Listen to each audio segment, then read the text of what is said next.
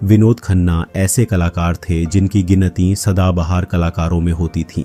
उन्होंने Hindi film industry को एक से बढ़कर एक हिट फिल्में दी हैं। आज वो हमारे बीच नहीं हैं, लेकिन अपनी फिल्मों के जरिए वो हमारे दिलों में हमेशा जिंदा रहेंगे। विनोद खन्ना ने फिल्मों में शुरुआत साल 1969 में फिल्म मन का मीत से की थी। ये फिल्म उनको सुनील दत्त की वजह से मिली थी। दरअसल दोनों की मुलाकात एक पार्टी में हुई थी और सुनील दत्त विनोद खन्ना के लुक्स को देखकर बहुत इम्प्रेस हुए और इसके चलते उन्होंने अपनी फिल्म मन का मीत में उनको ये रोल ऑफर किया। इस फिल्म में उन्होंने एक विलेन का रोल निभाया था।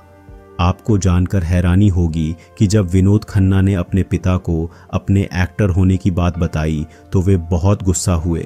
यहाँ तक कि उनके पिता ने उन पर पिस्तौल भी तान दी और कहा कि यदि तुम फिल्मों में गए तो तुम्हें गोली मार दूंगा। दरअसल विनोद खन्ना के पिता उन्हें बिजनेसमैन बनाना चाहते थे, क्योंकि वो खुद भी एक बिजनेसमैन ही थे।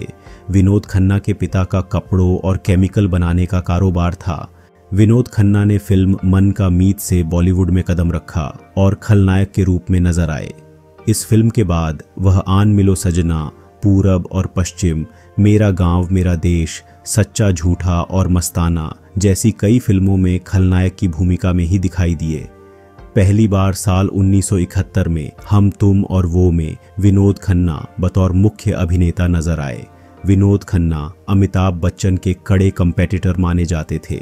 दोनों सुपरस्टार्स ने मुकद्दर का सिकंदर, परवरिश, अमर अकबर एंथनी जैसी फिल्मों में साथ में काम किया था। विनोद खन्ना हर तरह से सफल थे, लेकिन उन्हें अपनी जिंदगी में एक खालीपन महसूस होता था। उनके पास दौलत, शोहरत, परिवार सब कुछ था, लेकिन खुद को जानने की बेचैनी भी थी। वहीं मां के निधन से भी वह पूरी तरह टूट गए थे। विनोद खन्ना अक्सर पुणे में ओशो के आश्रम जाते थे। इससे पहले उन्होंने घंटों ओशो के वीडियो देखे, उनके साथ समय बिताया। वह सोमवार से लेकर शुक्रवार तक बॉलीवुड में काम करते और फिर उनकी कार पुणे की ओर भागती नजर आती।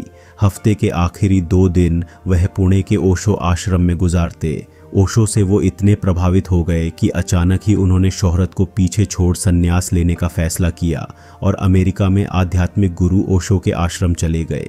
वहाँ उन्होंने माली के तौर पर काम किया और टॉयलेट साफ किए और 5 साल तक आश्रम में ही रहे। 10 साल बाद विनोद खन्ना ने सन्यासी जीवन छोड़कर फिर से बॉलीवुड में एंट्री की थी। ऐसा कहा जाता है कि बहुत लोगों को ओशो से मोह खत्म हो गया था, इसीलिए विनोद खन्ना अपनी पुरानी जिंदगी में वापस आ गए थे। इस बारे में जब उनके बेटे अक्षय खन्ना से पूछा गया तो उनका कहना था कि जितना उन्होंने इस बारे में अपने पिता से बात की और समझा तो उनकी वापसी की यह वजह तो बिल्कुल भी नहीं थी।